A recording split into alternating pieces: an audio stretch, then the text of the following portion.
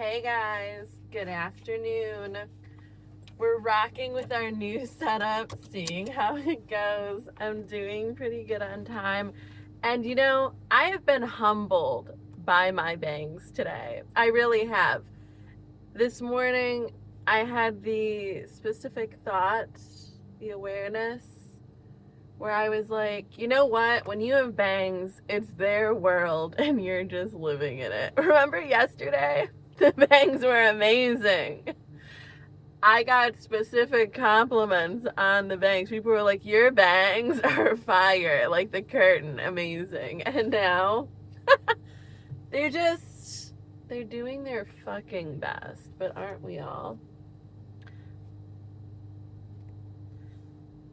All right. Well, let's go. Let's go to work. So, let me think. I'm in a good place. The stock is put away.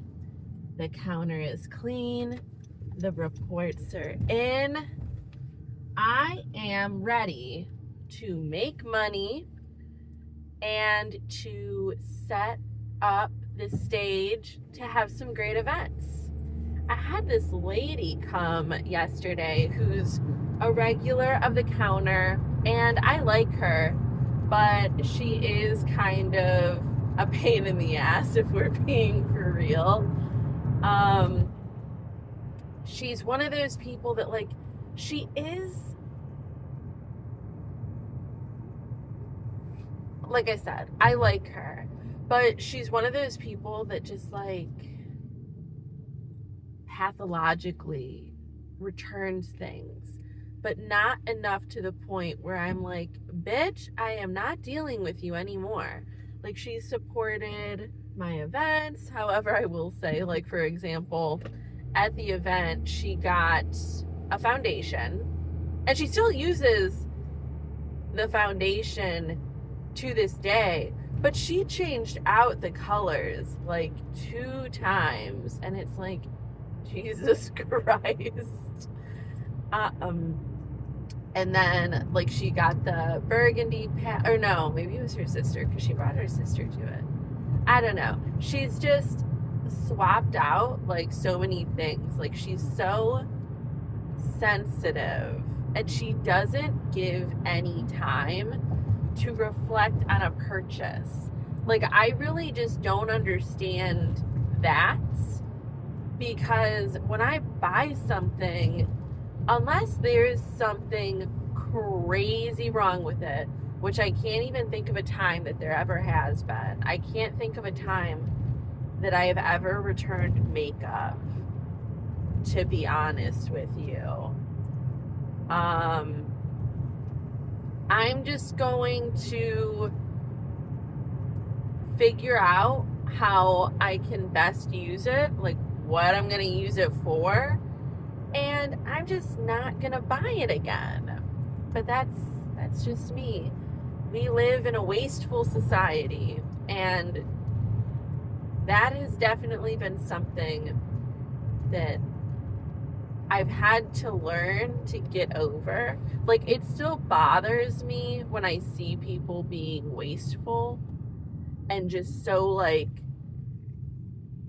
trigger happy with returning things. Like, if they have even the smallest doubt in their mind, or it's not easy for them to use right away, they want to return it and get something new and then return that. And it does drive me bonkers, because it's like, not to say this is the case 100% of the time, but I would go as far as to say 90% of the time, and even that's being generous.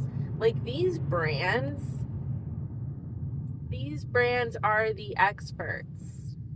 They're the ones with scientists and artists and all of these people who have looked at these products, and there's been product development and, like, market research and all this stuff. You playing with a product once or a few, or in my case, honestly, even a dozen times, and not being an expert in using it right away, in my belief, is not the fault of the product. It's you. You don't know how to use it, and that's okay. That's okay.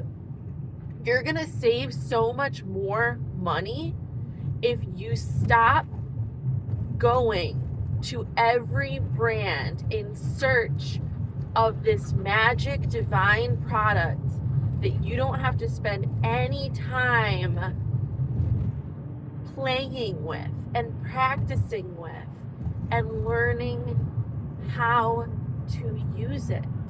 Because no product requires absolutely zero skill and knowledge. Makeup is an art.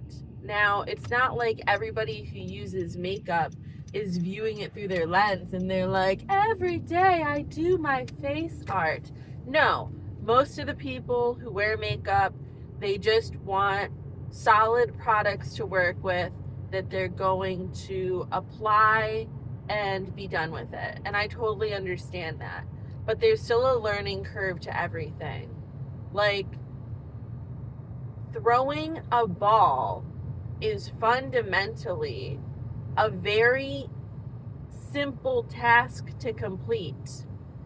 But if you have no skill in it and you're not used to the equipment that you're using and you never practice, like this is the first time that you've thrown a ball either ever or in years, you're not going to be good at it. Like, I haven't thrown a baseball in a long time. And if I tried to do it right now, I would probably not do a very good job. Or if I randomly was given a ball of a completely different size to throw, there is a learning curve. I really try to explain to people that they need to stop being so freaked out by anything new and knee-jerk returning it and then going out and trying to find another product just to fail at. You're setting yourself up to fail. We could even view it through the lens of dating. Like, it's not to say that you shouldn't be looking for your match with discernment. You should. You need to develop through time and experience an understanding of your preferences. So if I shoot back to makeup for a second, I do like doing liquid liner. Not all the time. I'm not an all the time liquid liner person, but I know that I like a felt tip pen. I do not like those little brush applicators. I hate those. So I do not buy them, even if the formula is supposed to be even longer wearing, or whatever. I don't care. I find those formulas to be much thicker. I find that it's much harder to get precision. I find that so much more liquid is getting all over the place. And through trial and error, I have used a ton of different brands. And my favorite liners that I have ever used, there's two, and it's because they're similar to each other. It's the MAC brush stroke liner in black, or more so brush brown, or Stila. And I've only ever had that one in black, but it's great. I learned that. I know that I can buy those at any time and I'm going to be happy with the product. And I know that if I buy a brush tip applicator, I'm low-key going to hate it and only use it for certain things. So if we view it through the lens of dating, it's like you're going to have more success when you understand what your preferences are and what works for you. And yeah, you're gonna want to try things out give them a fair chance, but not spend too much time when you know something isn't working. But when you find and accept a person or a product into your life that is matching the criteria that you know is theoretically a good match for you, you're not just going to toss them out and return them after only exploring that dynamic for a month. That wouldn't make sense. You're gonna want to give it some time to cook, you know? And even if it doesn't end up being the match that you choose to have forever, you know, you just let it run its course, and then maybe you don't keep renewing that. Maybe you don't keep dating that person. Maybe you don't keep buying that product because it was good, but it wasn't great. So, life lessons. Anyway, all of that to say, when that woman popped up and she was ready to return the new Studio Fix powder foundation, I was like, whoa. Why? Why are you returning this? And she was like, well, I just didn't like it. It was like too dry and powdery looking on me. And I know her tendencies. And I was like, look, don't return this yet. Do you have time this weekend? Come back this weekend, and I want to go through and use this product with you. This is a phenomenal product. I love it so much. I've used it on so many different people. It is genuinely so easy to use, but there is a learning curve to it. And it's worth you going through the process with me and figuring out how it works for you and adjusting some things. Like, it's so good. I don't want you to not have this, especially since you already do. And she was like, okay. And I think she's going to come back today, and we're going to go through it, and I'm going to show her how to use the product, and I'm going to show her that it looks good on her. And then, you know, it's up to her. It's up to her if she wants to be a quitter and she wants to just decide that this product with millions of dollars of backing and millions of units sold is a dud, when really it's not. It's fucking awesome. And I've seen it already on so many skin types. Even the dry people, as long as you're doing your skin prep correctly and you're not using way too much of the product, it looks beautiful. So I'm excited to show her that. Give her the chance to ask me questions while she's there. If she needs any accessory products to help her to make it the best possible, then we will do that. So those are my thoughts on that. We'll see if she comes today. I will, of course, let you know how that went and if she ended up returning it or like whatever.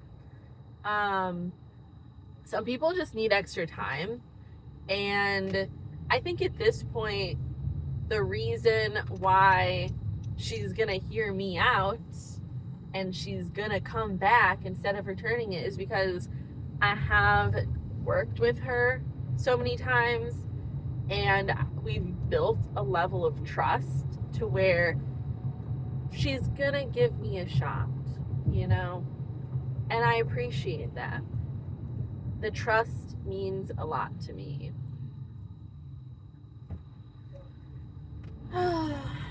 Oh, and also, I don't think I told you guys this, but my dad wants me to be like his rental agent for one of his properties. And I was reminded of this because he sent over some more information about like questions that he often asks tenants and whatever vetting process. He had a couple weeks ago, he actually was texting me about this when I was on my trip, and he was like, it started out with a joke. I think he was just baiting me to see if I was interested, but he was talking about the commission that I would get for a good tenant in his property because the old one is leaving. And I was like, how much commission? And he was like, well, typically a rental agent would get the first rent of like the first month's rent and 100% of that, and the property that he is renting is going to be at least $1,600. And then I don't know all of what he would want me to do after the fact, like how much I'd be keeping up with this property, but if that is what he's wanting, he'd have to keep paying me. So that would be so awesome though, because $600 would pay, or should pay, $600 or $700 should pay what my Gaga trip would be. And then I could put the rest of that towards my credit card, or I could put it in savings, but like, you know, I should probably just put it in for my credit card. I don't know. But that would really help me out. So that's the plan. So now that I have that information, I can go ahead and start figuring out how I'm gonna find a good tenant and then get that money. So that's what I got going on. Also, what I might do is I get off at 7 today, and I've been trying to be more social. So I might go to this place nearby that's like a nice place and go and get a mocktail. I don't know if they have mocktails on the menu. They probably don't, but like I will request one and just get an appetizer or something, because I'm still trying to align with my Slim Timber goals, but I am just trying to put myself out there and not just run straight home all the time. And this would be easy because it's like right on the way and it's a nice place, so it's not like people just guzzling beer and taking shots. So we'll see if I do that, but that's like tentatively the plan. So we'll see what I end up doing. Anyway, bye for now. You have a good day too. Oh, the lighting is a little crazy. All right, so I'm off work. Obviously, I had an interesting day. In the last hour, I almost made my sales goal. I had one client. Oh my God, the client that I freaking told you about. She came in and I talked her through the product, how to use it, why it is like how it is, what it's good for. And and the stuff that I would use for the skin prep. And she saw how it looked when you did that.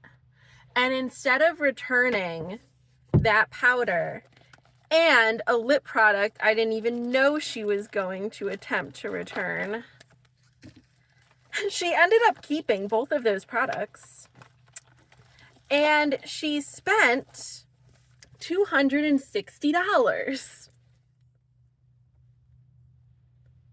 that just goes to show that if you know your shit and you're genuinely trying to help somebody and you're showing them how to get what they're looking for out of a product, and you don't just accept their failing at using it, you can turn the whole thing around. She went from doubting to believing. She saw how her skin would look if she used what I used on her. And she wanted it all. She bought everything. Which is something that I need to like achieve my goals. But it keeps her loyal. I even sold her something that I don't sell. Tomorrow, I need to actually do this. But I always talk to clients, especially who need help in the hydration department, and I share with them how I use aloe vera gel with my Hyper Real skincare to make my skin prep and my skincare in general so perfect, so good. Everything is so hydrated. Aloe vera is such a good product to use because it is straight up pure hydration. It's soothing, it's calming, and it helps control your oil. Aloe vera gel is the MVP. So I got to send her a link so that she can start getting the aloe vera gel that I use. And she wants to get the lip oil that we don't have out yet, but she used it because Polly from Chanel, she was over trying it on because I told her about it already. And so, you know, they're all just selling to each other now. It's awesome. Oh my God, I sprayed perfume because I wanted to smell extra good when I go on my little date by myself.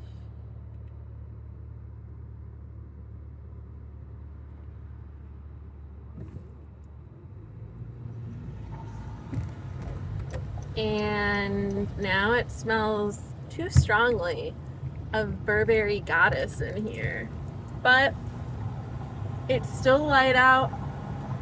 I'm still feeling good. I'm gonna take myself on my little after work date, and I'm gonna get an appetizer and a mocktail. And then I'm gonna go home. I love it. You see, that whole thing with Charlie at the hotel bar, that ended up being such a good thing for me because honestly, it's for the best that I guess, you know, we didn't have any type of like a meet cute hookup, even though I only wanted the hookup to be making out, but whatever. I'm so glad that I didn't do too much in that scenario. I'm so glad that I didn't move over to him or I didn't try to seek a further connection with him, because I would have looked back on that and felt some type of way. I would have been like, you did too much. Like, you deserved to be treated well and not begging for connection from this guy. Like, he didn't do anything for you. He didn't move over to you. He didn't try to take care of you at all by like feeding you or getting you a refreshment. Nothing. He chose to do nothing for you. And so if somebody chooses to do nothing for you, I feel like they also want nothing from you. And even if they do, that's even worse because it means that they're just a taker. So I'm glad that I let it be. I didn't do too much.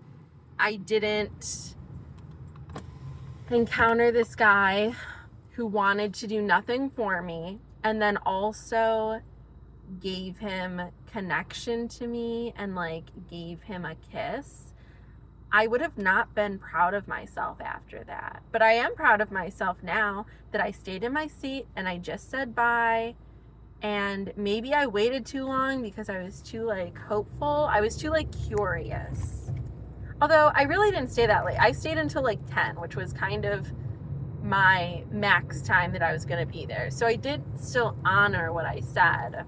But, you know, I had so much fun there, and I loved feeling like I was just out having a good time by myself, that I was inspired to keep it going. So now I'm taking myself to Square 22, and I'm gonna go have my little drink and an app, and it's gonna be a lovely time. And then, you know, if I happen to make a friend or chat with anybody, cool. And if I don't, that's fine. I am literally on a date with myself. And I'm gonna spend like $30, so it's not breaking the bank.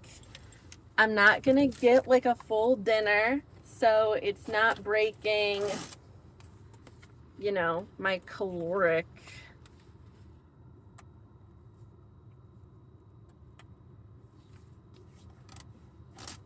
promise to myself.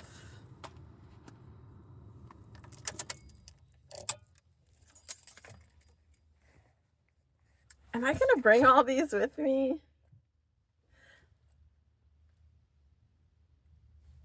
It's like I just don't have.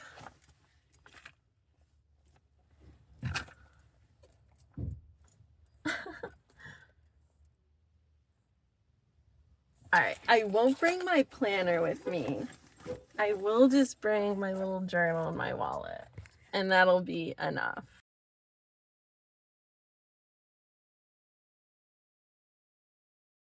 You know, I always forget that I can turn on this light. So theoretically, you know, I could talk to myself in the car on the way home, because I do have this option. Well, it was a nice time. I planned to sit at the bar, but the bar was completely full when I got there. So clearly that wasn't an option. And so I ended up being at a High Top next to the bar. And that was chill and fine.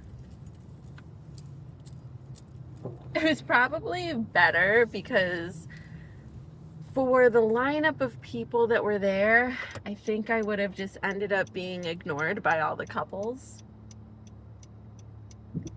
But it was nice that when I was entering into the place, there were two different doors, and two different men like scrambled and backtracked to open the door for me. And I appreciated that. Thank you for seeing that I was there and wanting to get the door for me. I like it. And then I kind of just minded my own business and wrote in my journal, like upon getting situated. All of the staff was like really, really nice to me. But they always are. I feel like when they see a lady who is just taking herself out and is just like chill, they always are just so nice. So, yeah, I ordered a wild mushroom and brie flatbread that had some kind of like honey balsamic drizzle on it. It was good. It was like savory but sweet. And then I asked for what I could turn into mocktails from the drink list, and there were a few good options. So I ended up getting the fake version, or the alcohol-free version of some kind of Aperol drink, and I believe it had like limoncello, pineapple. There was like an orange garnish, It was honestly very delightful, and I genuinely enjoyed drinking it. It wasn't just like me pretending to have a drink. And my flatbread was really good too. So, yeah, I just chilled. And actually, this couple that got sat next to me, I was, even though I wasn't in a seat where I was really going to talk to random people too much, like outside of the staff, I still had some good encounters with people. Like, I had those men who wanted to get the door for me.